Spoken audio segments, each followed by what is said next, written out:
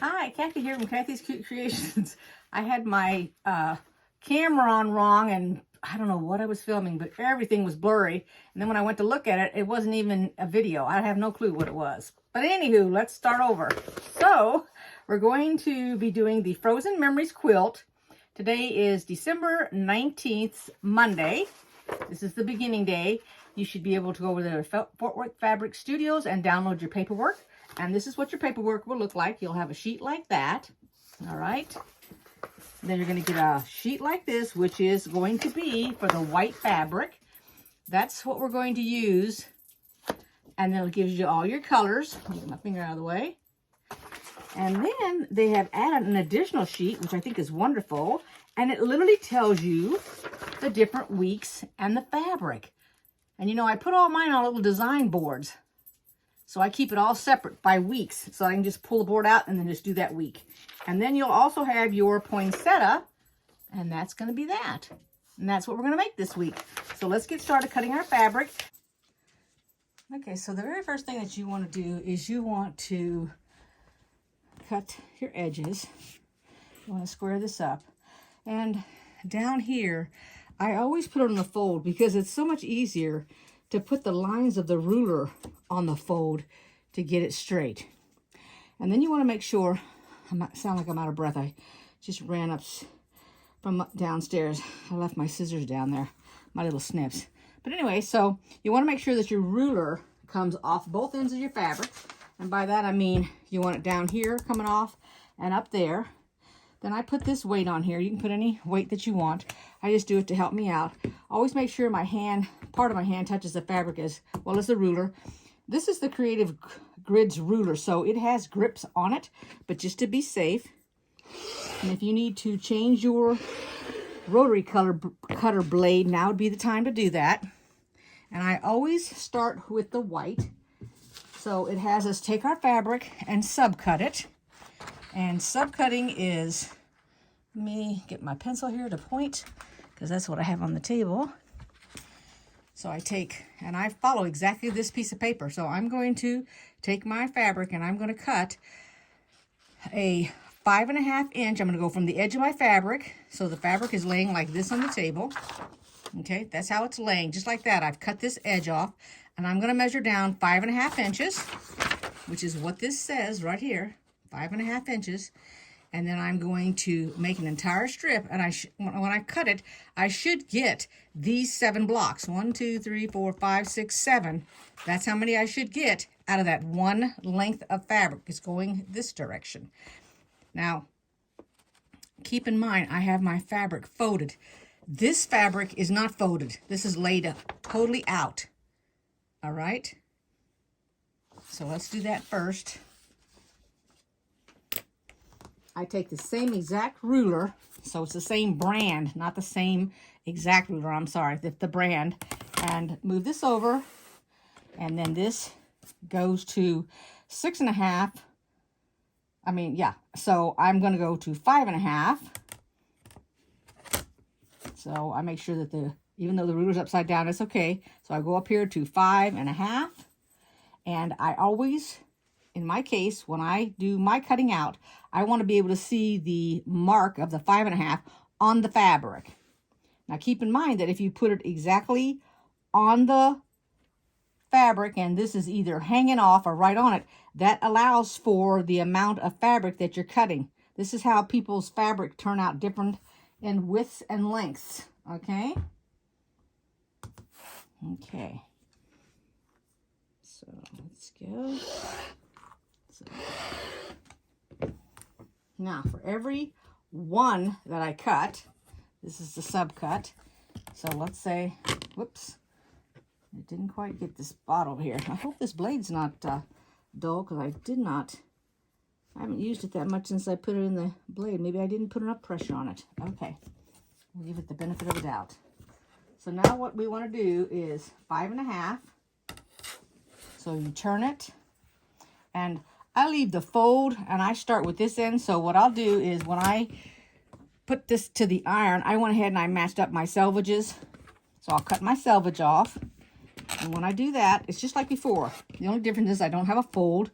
So I'll take this ruler here and I'll put it on the line, and I'll try to use one like, not with all the colored dots in it, but one that has more that I can actually see. And I put it right on the line. I'll cut off the selvage. Okay, just pitch that. And then what I'll do is I'll go ahead and I'll flip this around and turn it this direction so that I can get 5.5, because I'll just take my ruler. Now I can see it here, and I do 5.5, which is right here. It even shows it on the ruler right there, 5.5. And I'll put it on that line. And like I said, even when I cut this way, I'm still making sure that I can actually see it on my fabric. And it lines up with it. And then that gives me 2 pieces of fabric. And you can tell the right side from the wrong side, because this is the shimmery stuff, which I think you can see it now in there. So there's 2. And I need 7, remember? So we're going to do another 5.5. Which will give us 4. And I'll go ahead and I'll face them right, all stacked up right sides. And then this will give us 6. Now remember, I've only cut out one 5.5 by 5.5 strip. I didn't cut out all my strips ahead of time. Lots of people do that, but I don't want to do that, and I'm going to show you why I don't do that. Now I have 6. And it said, based on our paper, let's bring it up here, that we needed 7. Here's 3, 6, 7, and we need 8 total. So I know that I cannot get 1 out of here. But if it had been longer, I could, 2 out of here, because this is less than 5.5. This is about, what, 3? No, it's about 4. So a 5.5 would be this much. So I'm off a little bit, but I can do one of 2 things. I can either use this for a 5.5, go ahead and cut my other strip for 5.5, or don't use this and set this aside for something else. Because as you go down this paper, I'm just going to show you here. So as you go down the paper, you'll need, off of this strip, when you cut this strip and this strip. Now this is, you're going to have to cut 5.5, one more strip. You're going to get 4.5, one 5.5 piece, or 2, if you're going to use that one and this one. I'm going to go ahead and do 2. And then as you get down along here, you got a 3 1/4, and you got a 2 1/2. And you could actually use part of this for some of them, which gives you more fabric. So I'm going to set this aside and go ahead and take 2 out of the next strip that I'm going to cut. So I'll just set this aside so it won't be in my way. I need 2 more, so I'm going to do 5.5. There's really no way to get around it unless your selvage, which is not your selvage, I'm sorry, unless the fabric width had been longer, which would have made this longer. So you have an idea what I'm talking about. So I'm just going to do the same thing. Now, it doesn't need to be cut off the top there. We'll just take it. We go over by 5.5. And then we'll cut it. And then you guys do the same thing. And the next strip we cut will be a 4.5 by 4.5, not a 5.5. Because our main purpose is to get 2 5.5. So I'll cut one fabric, one piece 5.5. Let's just go ahead and do it. There's our 8 pieces. And I always mark it with a little, like on these little Post-its. It came like in a little booklet. And I just save them when they come. And then I just use a pencil. And I'll mark it 5.5 by 5.5. And I'll put down that I have 8 of them. And the reason that I do it in pencil is when it comes time to lay it out on your little design board for the weeks, if for some reason that I only had to use 3, then I would just pull 3 out of there. And then I can remark my, oops, I didn't put 5.5. Remark my, how many that I have. Okay, so you can do this one of 2 ways. Go ahead and cut out 4.5, 4.5, 4.5, turn each piece and cut it out again. Or just go ahead and mark it 4.5, because this is your next strip. So let me go to 4.5. There we go. And I'll actually hold on to this little piece right here, because you never know when you might want to do a rope bow and use some of that fabric. That's the perfect size. So now, based on the piece of paper, this one here, okay, and this one here, like right here, this is how I figured out what this fabric was. So B fabric is called Layered Snowflake. So B is this one. It's got the snowflakes on it. C is the ones with the birds. That one there. And it is called the Bird Tulle Rich Blue. D, they're calling it just poinsettias. They didn't say anything about the word blue in it. And then the Bird White Tulle, which is this, just like the blue one. Let me see if I can get a bird. There we go. There you go. That's a little bit better. Almost looks like it's a gray because when you lift it up versus that, it's got that glitter on it. That's the thing. Okay. F is the berries blue. It looks like berries on it. And then the pine sprigs. See, here's your pine cones right here. So that's G. H is your, it says the snowflakes layered, and that's in blue. That's a medium blue is what they're calling it. To me, that would have been a dark, but that's just my eyes saying it's dark to me. And then this one here is your twirled chain stripe silver, which is I. This is the chain stripe blue, and that's going to be used for, excuse me, your binding. So, you know, these are going to be 2.5 inch strips cut out of this fabric here.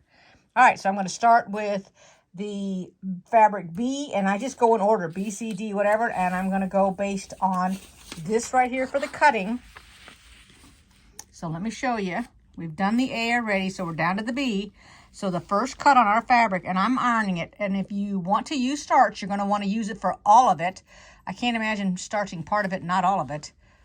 Maybe if you wanted the backing and not the top part. But anyway, if you want to do any kind of starching, you want to do that at the very beginning so that it all ends up being the same stiffness, the same size, because starching does shrink it a little bit. Okay, so we're going to start with B, and our first cut is going to be 4 5.5 by 5.5 inch squares is what they want. So we'll take our remaining leftover fabric and we're going to cut 16 4.5 by 2.5 rectangles.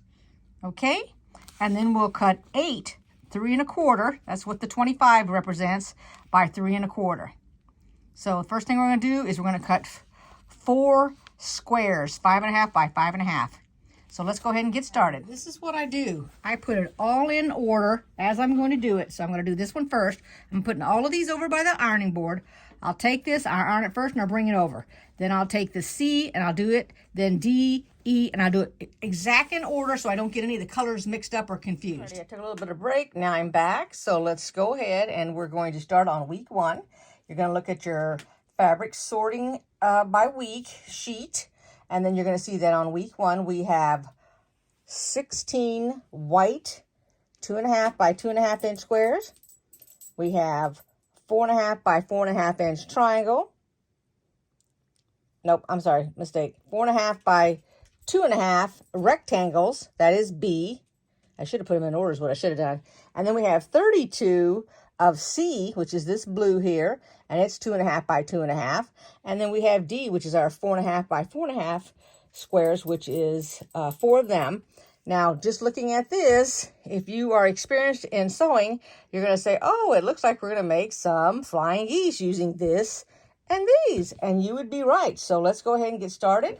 And this is going to be really easy, even though the newbies, which are the people that are new, might think it's hard, but I'm telling you right now, it is not hard. And if you are new and this is the first time you've seen my channel, then I'm going to teach you how to avoid clipping off the little tips, which are on your pattern here. We're going to make 4 of these squares. So let's go ahead and get started. First thing we're going to do is we're going to make our half square triangles. So let's take my pen out of here. There we go. And these are going to be quick because it is not hard to make a half square triangle. So if you need to change your needle, get your thread ready. I'm just using just white cotton thread. And I've got my sewing machine set up. I use a 2.5 It's either that or a 2.0 stitch. Okay, I use the foot that's on my machine that tells me it's a J just to sew it. So what we're going to do is first we're going to mark our fabric. So we're going to take right here, one of these, and the back is not too dark that you cannot mark, and you can use a pen, a pencil, a friction pen. It doesn't make any difference. So we're going to take the ruler and we're going to take it off of, let me get a little closer here. So you want to make sure that your ruler is sticking off of your fabric on both ends.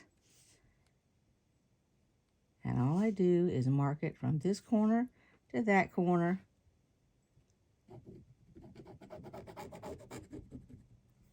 I'm going to show you how to make this one here.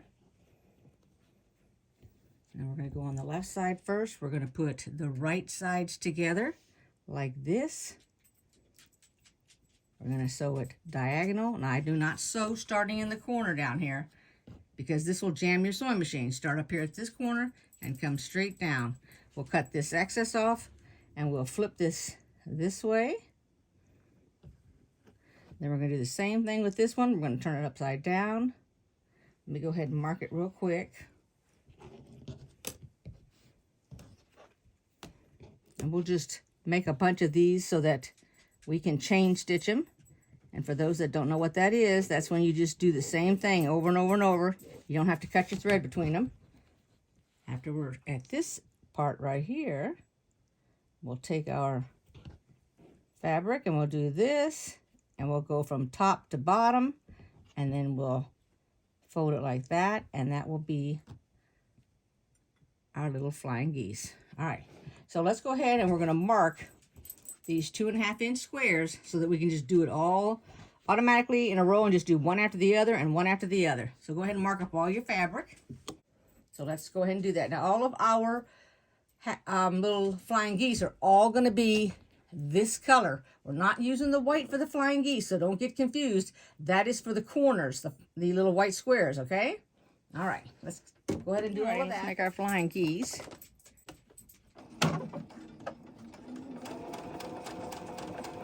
Hopefully my hands are not in the way.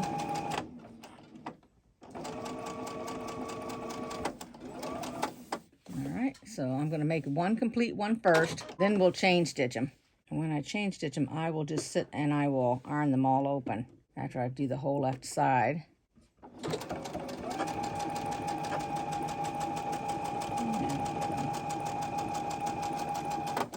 Okay, here's what it looks like when it's completed.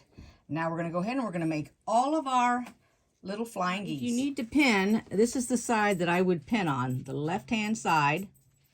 Okay, that is where I would pin if I had to pin and I was new and I still felt unsure. Now, I don't need to pin. It goes faster if you don't, but if you have to, that is fine. Just put your little fabric up against the corner on the left-hand side and the top, and then just sew right down that line. Now, if you're new and you feel like you can't sew down the line, go ahead and put your needle on it and then look towards the end here. Don't look up here at your needle, okay? You want to look way over here. So you can actually see all of this bed. You can see that in your eye without looking at that needle. If you need to, look right here, which is closer. And then just follow it right down there. There you go. And now what we do is you take the very next rectangle that you have. Don't cut your fabric. Leave it on there. Take your next square, and then you're going to put it in here. Now, none of these fabrics are fussy cutted, so however they fall and get sewn on there, that's the way they're going to stay. All right, I'm going to lift my foot up. And then we're going to sew this one. And this is all there is to it. You're just going to continually do this on this left-hand side of the bird. Or if you want to do it on the right-hand side, you can do it on the right-hand side. You're just going to do it until you've got all of these done. And then we'll flip them over. All right, so go ahead and do yours. Here's your stack that you have when you're done. They're all sewn together on the one side. Take them to your table. And I lay it like this because I'm right-handed. And I take my little ruler and my rotary cutter, and I take my ruler and I put it on the 1/4 inch mark, which is this little yellow line. And all I do is cut off the excess fabric like that.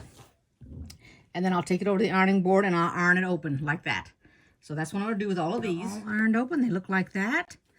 And now we're going to put our other piece on here like this. Now we're going to sew from the top to the bottom. Okay, so we're going to repeat the process. Okay, so now I'm going to show you how we're going to mark this fabric. So you're going to turn it upside down for starters. Okay. This is where, let me see if I can get a close-up of this for you. This is where your fabric has crossed over right here. See this? And this is what you're concerned about, this spot right here. So we're going to take our ruler and we're going to lay it across that spot, which makes the mark a little bit to the right of that spot. Now you got to be able to see your mark. Okay, let me show it to you. See that? See the spot? Okay, so when you're sewing this along, you're going to come right along this line, go on the line, and then you won't take the nose of your goose. We're going to mark all of these for our blocks. So it's all laid out to sew. I'm going to sew this to this first, and then sew it to there, and I'm going to do it in rows. So we're going to do row 1, row 2, and row 3. All right, so let's do that first. So if you would like to chain stitch this, that is fine. There's nothing wrong with that. You're just going to repeat the same process with everything. Now I'm doing a 1/4 inch. If you need to mark a 1/4 inch because you're new and you don't know where it's located on your sewing machine versus your fabric and the needle, then go ahead and do that. But I'm just going to make one complete row. I'm not doing any kind of chain stitching. I'm just going to show you how to do it. And then I'll let you guys do the rest of your squares. This way you can chain stitch. Because this film is probably pretty long by now with all the cutting and everything. Now, as long as you're consistent with your sewing, you don't have to worry and say, it's not the right size, it's too small, my 1/4 inch is off. It doesn't make any difference. As long as you do it the same way each time, then yours is going to be consistent and it will turn out correctly. Now, this is where we're going to be watching for our tip. So let me show you what I do. And I am going to pin it. Okay, so I just went and put this together, and when I did to sew it, it was the wrong size. So my one side of my 4.5 by 4.5 inch square was off. It was a 1/4 inch too small. So I had to stop and recut. And I did have extra fabric, so I had to cut another piece of square because of one side. Oh my gosh, I'm so glad I had the fabric. You know, when I was cutting for the binding, it had exactly enough, my fabric. Now, I don't know about your fabric when you cut yours, but when I cut it, it needed 7 2.5 inch strips, and it literally cut 7 strips, and then the last strip was not even a full inch. Then I had to like double go back and make sure that I had actually cut 7 of them out because I was like in a panic. And that's that last fabric. And it's like, did I cut it wrong? Did I, I mean, it's all about thinking that I did something wrong, but nope, that's the way my fabric was cut. By the time I squared it up, but I didn't even square that much up. Just be careful. Now, when you go over this line here, when you get ready to go over that bump, if it's too hard for your machine and it doesn't want to do it, all you got to do is just grab the corner over here and slowly tug. You're not pulling a light, just a little bit. Just take your time, and it will slowly feed its way through there. Okay, and then just continue on. That's it. Now, I will iron all of these rows before I put them together. Let's do the last row. Didn't lose too much of that little design. That almost was like a fussy cut. Although I did not take any of these and fussy cut any of them, just so that you know I did not do that. I don't want you to think that I, went and cut them all out just perfect to get all the little birds or the flowers and all that. Nope, didn't do it. Now, if you're one of those people that you feel like you've got to go back and forth, I do not, when I start a piecing, I don't go back and forth. But if you feel like yours comes out all the time, what you can do is actually decrease your stitch length, okay? Stitch a few, and then as you come along, go ahead and increase the stitch length up to whatever you're using, either a 2.0 or a 2.5. I've done that before whenever I start, there's just certain fabric that your stitches will become loose at the ends. And when that happens, that's exactly what I do, just on that one specific project. I don't do it for all of it. Okay, so now we're gonna iron it all open over to the back so that you can take a look at the back side.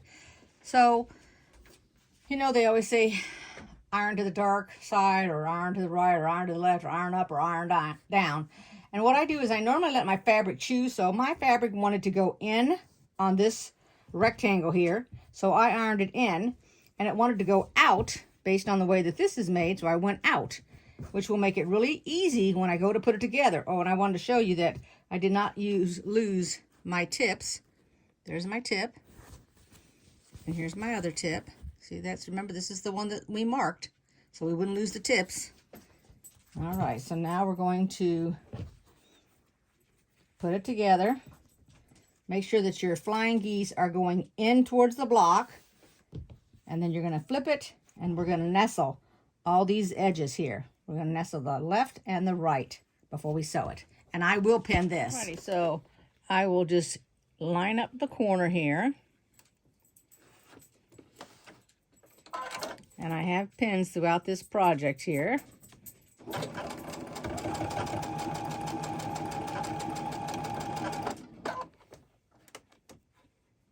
And then I just pull them out as I go along.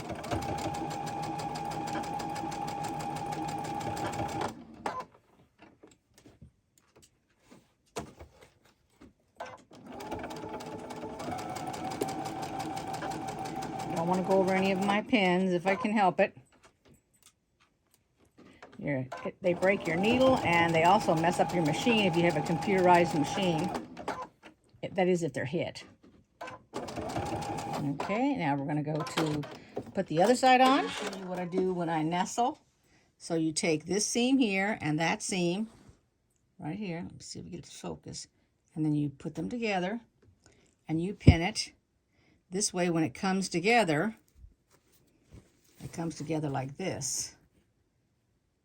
See that? That's your goal. Then I go from the left to the right, and then I nestle this one. Take a look at it, make sure it's correct, because I want it right up against it, just like this. Then I'll pin it. And I'm pinning to keep the flap down is what I'm doing. Trying to keep this from flipping up when it sews. Then I'll go to the middle, I'll pin it, and then I'll pin the the right hand side. All right, now we're going to do the other side. When we're all finished, we're going to iron it open. And then you can see what one of them looks like. I don't want that to flip up. There we go.